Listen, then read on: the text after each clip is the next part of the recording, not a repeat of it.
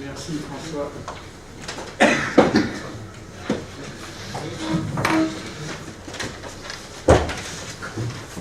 Monsieur le Président, Messieurs les académiciens, Mesdames, Messieurs mes chers confrères, merci de me donner la parole. Alors Jean-Romain Potier vient de résumer la création et le développement de la lettre. Je ne reviendrai pas sur tous ces points, mais à l'occasion de ce nouveau type de prise en charge d'une pathologie extrêmement fréquente en France, deux problèmes paraissent alors. Comment gérer l'accès à une nouvelle technologie et quels moyens innovants va-t-il falloir imaginer pour parvenir à l'accès à tous? Alors, à technique nouvelle, diffusion naturellement progressive. Le contexte est extrêmement contraignant au départ. Le matériel est à un prix élevé pour un usage à l'époque dont les limites sont encore mal connues, imprécises. L'acquisition de ce matériel est soumise à une autorisation préalable qui est distribuée à la portion congrue, qui est limitée en plus pour 7 ans. Cette autorisation vise à éviter une surconsommation et un dérapage du budget de la sécurité sociale, qui est une préoccupation de tous les temps. Alors, on sait d'ailleurs, on a l'illustration des conséquences de ces retards à la diffusion du matériel, quand on sait la situation de pénurie en scanner et en IRM, qui en est abouti il y a quelques années. Le résultat est qu'avant 1985, à peine 10 établissements en France disposent d'un lithotriceur. Cependant, la lithotricie est rapidement validée. Et pour plusieurs, je reprendrai évidemment à mon fond plusieurs des réflexions de Jean-Romain Gaultier dans le caractère moins agressif que toute intervention endoscopique, par exemple. Donc, la LEC est validée, la chirurgie de la lithiase, on s'en souvient, est invasive, parfois avec des séquelles graves, en cas de récidive, et celles-ci sont fréquentes dans la maladie lithiasique. La chirurgie est devenue de deuxième intention après la LEC dans les années 85, donc rapidement. On se trouve alors en présence de déserts technologiques. Non, comme déserts médicaux, mais à l'époque c'était des déserts technologiques. Personne n'avait la machine, on peut s'en foutre. Nombreux sont les urologues qui vivent cette situation en termes de confiscation technologique. Par le biais des autorisations, ils ne peuvent pas s'équiper. Alors quelle solution? À l'initiative de deux confrères urologues, que tous les urologues connaissent bien ici, dont je tiens à souligner et saluer la clairvoyance et la pugnacité, ont développé une mobilisation de la profession.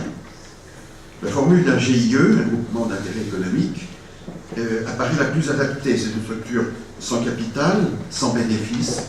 Les recettes éventuelles seront redistribuées aux membres afin de réduire le coût de la cotisation et de la prestation. L'ordre des médecins consultés autorise le recours à un matériel mobile. Vous savez que l'ordre ne veut pas de la chirurgie foraine, de la médecine foraine, pardon, mais il a considéré, à juste titre, que ce n'en était pas. L'assurance maladie décide la prise en charge de la lithotricie. Alors, le GIE lithotricie est créé, il est ouvert à tous les établissements privés qui le demandent. Quant aux établissements publics, pour des raisons techniques, ils ne peuvent adhérer directement au GIE, mais ils le font par le biais d'un contrat. Le public ne peut, à l'époque, intégrer un GIE privé. C'était comme ça à l'époque. Alors donc la demande de 4 lithotriteurs est déposée et reçoit une autorisation tacite délivrée par le ministère de la Santé. Alors ça y est, c'est le grand jour. Alors, on a le camion, dedans il y a la machine, et il y a les urologues qui se réjouissent de pouvoir prochainement en disposer. Ils se forment au nombre de 220 avant le lancement de la mise en route du matériel. Les stages ont été assurés dans les services des professeurs Dubernard et Martin de Lyon, merci. Le professeur Aubert et Doré de Poitiers remercie. On souligne la qualité de ce bel exemple de collaboration publique et privée. 55 groupes de 4 urologues seront reçus dans les services, 110 jours de formation validée sur 1 an. Et le nom des urologues est annexé à l'autorisation, qui faisait partie de l'obligation. Hélas, nous eûmes quelques soucis. Nous avons été gâtés. Le ministère a annulé son autorisation. on avait acheté une machine. Et elle était déjà livrée. Heureusement, les juristes ont considéré que cette annulation était abusive, et ils avaient raison, mais c'est le tribunal administratif de Pau, siège social du GIE, qui l'a reconnu, mais il y a eu des longs mois pendant lesquels les deux urologues qui avaient mobilisé la profession et les établissements qui avaient investi étaient un petit peu mal à l'aise. Alors comment le matériel a été choisi au départ et comment les choix successifs se sont réalisés? Le choix se repose sur l'efficacité et la simplicité. L'efficacité parce que nous voulions avoir un matériel qui permette dans un seul traitement d'avoir le maximum de résultats et éventuellement avec comme inconvénient de nécessiter une anesthésie plus importante parce qu'une machine dite plateforme, ça fait mal. 4 firmes seront choisies successivement au sein du GIE. Ah, ça y est, le camion est parti, là c'est pour de bon. Et puis maintenant, le camion est plus petit, parce que la machine, elle est devenue ça. Après, au départ, avoir été la monstrueuse baignoire que tout le monde avait regardé avec envie à l'équerre. Alors cet appareil sont en route. 4 sont propres au GIE, et pendant un temps, 2 en association avec les CHRU de Poitiers et des Lille. Et puis le 7e appareil qui sert en dépannage dès l'instant où une difficulté survenait, des techniques survenaient sur un matériel. Chaque appareil fonctionne 250 jours par an, une part est de 4 jours par an, et les établissements choisissent le nombre de parts qu'ils jugent nécessaires. 50 parts par exotriteur, séance de 8h à 17h30, planning, vous imaginez la complexité du planning, on va faire 3 kilomètres et que tout l'appareillage soit disponible bien le lendemain matin, ne part pas trop tard la veille, et il y a eu quelques séances de dépannage le samedi de la même semaine en cas de panne. Aucune journée n'a été annulée. Alors, la pratique a évolué et Jean-Romain vient de nous l'exposer longuement, avec un matériel constamment changeant, des techniques changeantes, et on a connu la disparition d'abord, dans ce qui concerne l'activité du GIE, la disparition de l'autorisation administrative. On a fait pour cela une évaluation pour savoir comment s'était produit l'usage de nos matériels. Alors, je vais vous présenter sommairement 4 ans d'analyse, 96 à 2000, presque 36 000 patients et 41 000 traitements. Alors, nombre de séances. Vous voyez, la grande majorité, 90%, c'est une séance par patient. 90%. C'est pour à toute suspicion d'usage abusif et de navigation large, trop large. Fragmentation immédiate. Bon, les premiers appareils avaient un contrôle radio, donc on a commencé des conditions de document. Vous voyez qu'on a plus de 70% de fragmentation totale ou suffisante pour envisager une élimination sans difficulté. Enfin, résultat à 3 mois, on se retrouve encore avec les 70% de fragmentation à moins de 3 mm, plus 10%, moins de 5 mm, compatible aussi avec une évacuation sur l'ensemble suivant. Alors, quelles sont les complications principales? Aucune n'est grave. Et quand la plus élevée, la colonne la plus haute, correspond aux coliques néphrétiques, et vous voyez que c'est 1% qui ont fait l'objet d'une prise en charge médicale de la colique néphrétique. Les autres complications sont rares, heureusement. Alors, cette méthode de partage est novatrice et performante. Elle fonctionne depuis 30 ans, sans aucun accident.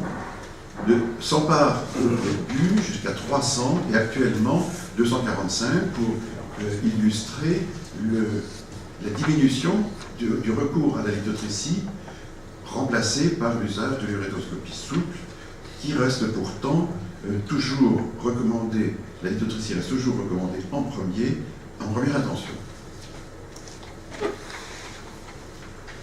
Alors, le même principe de mobilité et de mise à disposition a été utilisé dans notre GIE pour utiliser le laser. Un laser thulium à double fonction, tissulaire en continu et la lithiase en réserve pulsée. C'est la mise à disposition est soit indépendante, soit couplée au détructeur. Le même système d'usage de part. Le petit bijou. Alors en résumé, le partage mobile du matériel onéreux, comme les lithotricteurs et les lasers, est tout à fait utile, illustré par 10 000 traitements par an. Deuxièmement, elle est efficace. Un seul traitement, avec certains appareils, dans 90% des cas, était requis. Elle est sûre, il n'y a pas eu d'ennui, est accessible, le coût, en particulier sur le coût, le recours à la l'électricité corporelle dans le cadre du financement par l'assurance maladie est rentable, encore plus depuis la diminution, c'est pas ça, diminution, le coût de l'appareil diminue, les appareils ont diminué, c'est l'ithotricteur qui a diminué, c'est pas la lithotricité. En conclusion, je voudrais aussi souligner un point qui est un peu extérieur à ce sujet, c'est que la communauté des urologues a grandement bénéficié de cette façon de travailler. Il y avait des urologues en France qui travaillaient chacun de leur côté, et une grosse moitié, les 3/4 des urologues du monde libéral se sont retrouvés soudés dans un projet qui a marché, qui a réussi, et qui continue à bien marcher. Je vous remercie. Merci François. Vous êtes allusion à Didier Lambert, je pense qu'on ne peut pas le citer. Je crois que c'est vraiment un exemple de partage de matériel qui est très original. Et je voudrais peut-être avoir l'avis des collègues d'autres spécialités sur l'existence d'un autre système identique dans d'autres spécialités. Ou est-ce qu'il y a des commentaires à faire sur ce... Pascal Richman.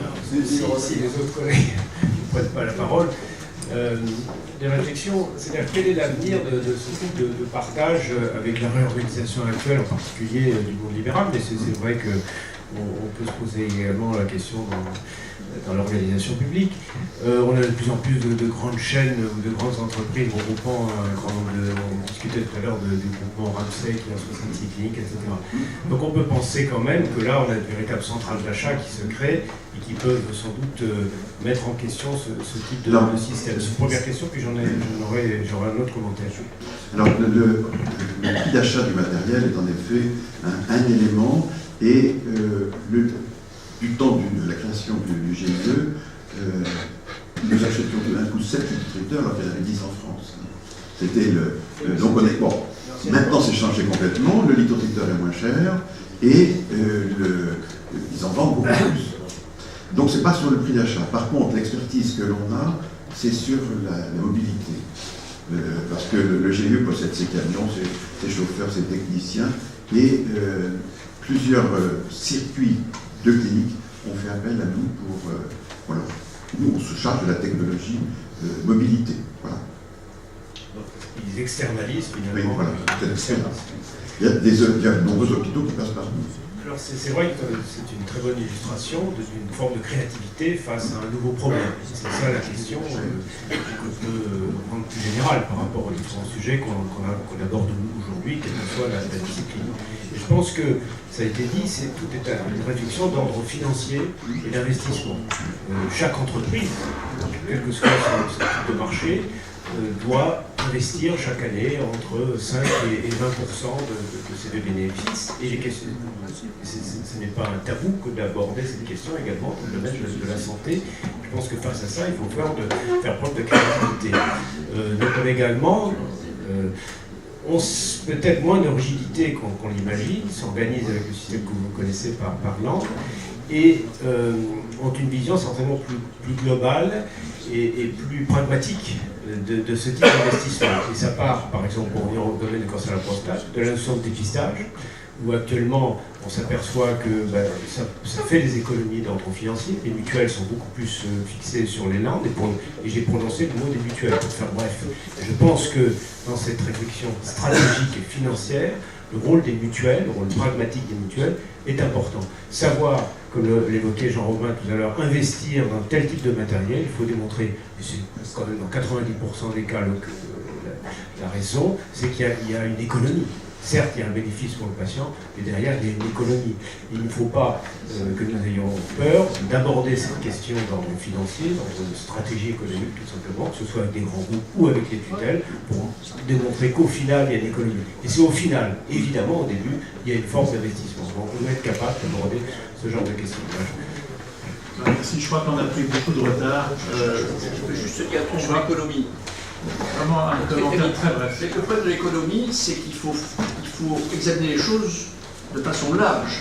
Je crois que traiter un calcul urétéral par lithotricine de façon efficace et permettre à quelqu'un de reprendre le travail au bout de 24 heures, c'est quand même une économie extraordinaire. Mais ça, c'est pas compté. Aujourd'hui, on préfère souvent faire de l'urétéroscopie, mettre une double J, le type est en arrêt de travail pendant 15 jours, mais ça, c'est pas compté, tu vois. Traiter un cancer de prostate au début 15 ans avant, 15 ans plus tard, s'il n'est pas traité, il a des métastases. Aujourd'hui, un malade métastatique coûte 100 000 € par an de médicaments. Et il y en a 15 000 à traiter par an, ça fait 1,5 milliard. Donc des calculs comme ça, on peut en faire énormément. Je crois